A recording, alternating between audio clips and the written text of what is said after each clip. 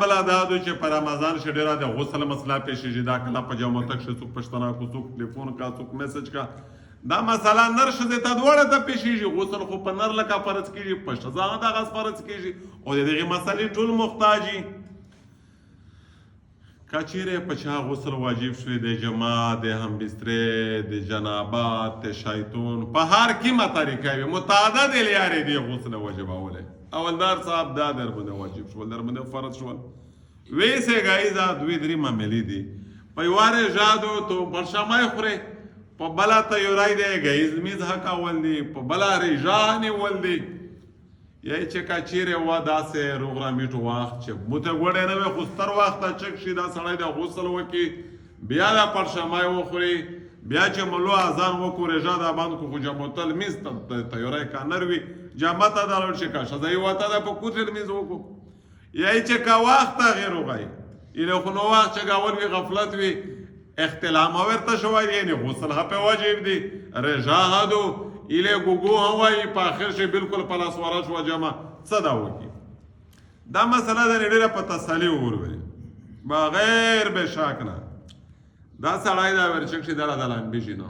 ښه په ډاک نس خوړه ده ووایي لامبیژ ده دله نه پره د ورځ دی ملو د اذان وکړو دا یې د په حالت جنابت کښې وي په ستر اودس کښې دی وي روش د رژي ټیم ګاید شم په تسلي ده ولامبیژي پانه ورسه در میز و کوشش تا دا کو چې میز قضو نه کول میز قضو کول ورته غاټ جرم دی دې ټکی معنا دا شوا چې په حالت جنابت شي رژانی ولای شي دا څه نه دوی چې ته پستر او د سک شي به تر رژان شي نه ولای بلکې په حالت جنابت شي ها رژانی ولای شي بغیر به مکروه نه مکروه نه دو یو خدا سره چې سړی د رژاوي مکروه شي مکروه له هنشته ده پتا سالی پر شمای و خورا توری من دور ماجدا خواز بخته کی جما اس خبره نه دو گایز ده شي رژا ده باشي په دغه ستر او د سک شهر ونڅه چې گید شي او داس وکا بیا مزه ته او په دا مسله کې د خلک سوا شوي دی او په دا مسله کې د خلک په شش او پنځ شي دی بلا مسله دا هدو چې میجا پاو دو سک شه په غسل شه خو پیزتا او غرغړه دا دوه شیونه فرض دي په غسل شه پاو دو سک شه خو د سنت نه دي نو دا مال څنګه په چار ده کنه علماء یې چې نه دا مکروه ولای دي دا امر په غسل شه ها پاو دو سک شه دا امر په زوټه په پوس پیزتا وشتل چې خیشوم ترسي بیا خو رجا غړش ولا خو غړه ترسي خلق پلیار درېمي لیا دا غټه کلی غرغرا کول چې اسوس کې نه نزي بیا خو تو رجا فاسده شوا لہذا رمضان په میاشته او اکتفا کې کا غسل د کول د جنابت د بیا او داسا اس طرح او د سنا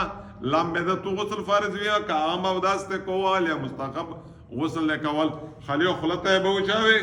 پیزه تو به وچاوي مبالغه و نکوي تبلیغ و نکوي خلق ته پر سوال شي ل دې بي خشوم ته پر صبر چې اپیزه د ترخیشي ویلې لئن فيه خدشه فطر پداک شی بیا دو خدشه چې تو د افطار وشي نو دا افطار د وجه نه و بیا ته دا چار نه کې خالیو نفس غاو کې اکتفا وکړي